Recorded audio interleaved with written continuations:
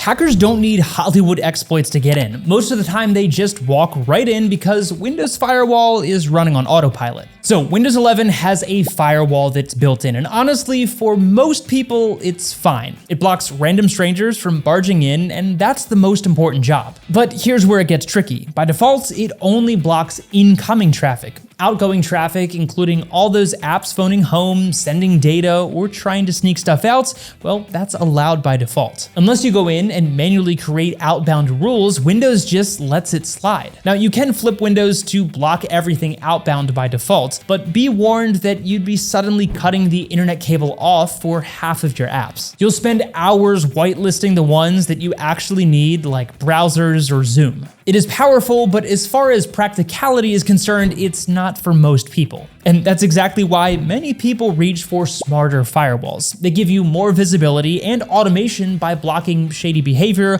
without breaking your daily workflow. Now, there's also some great free and standalone firewalls that give you more control than Windows does out of the box. Take Comodo Firewall, for example. It's strict by default, so anything it doesn't recognize gets blocked. The upside is you get serious control plus a sandbox to safety test sketchy apps. The downside though, expect a lot of pop-ups until you've trained it. Then there's ZoneAlarm. It's been around forever and it's still a solid choice. Think of it as a classic firewall experience. Simple, reliable, and not too heavy. But if you're more of a show me what's happening type, then GlassWire is fun. It gives you real-time traffic graphs and lets you block apps with a single click. It's not a full firewall on its own, it's more of a visual upgrade for Windows Firewall. And for something lighter, try TinyWall. This one has no pop-ups or unwanted noise, just a neat way to lock down outbound traffic using Windows Firewall underneath. So if you're on a budget or you just like tinkering, then these tools give you more control without costing you anything.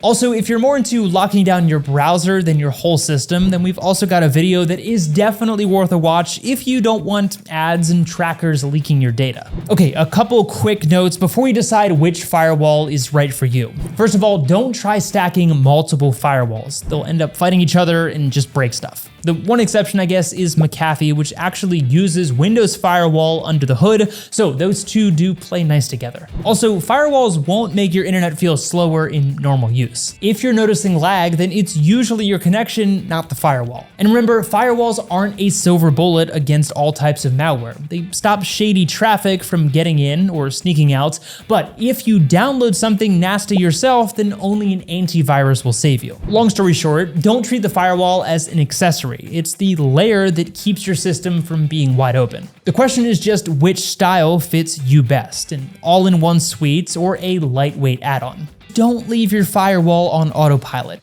Comodo, ZoneAlarm, GlassWire, and TinyWall are all great ways to boost Windows Firewall without pulling out your wallet. And if you want to stick with Windows' own firewall but set it up the right way, then check out our full video on how to configure it properly that I'll link to here. And of course, if you found this video to be helpful, be sure to hit that subscribe button because we break down security tools so you don't have to. But as always, thanks so much for watching and stay safe out there.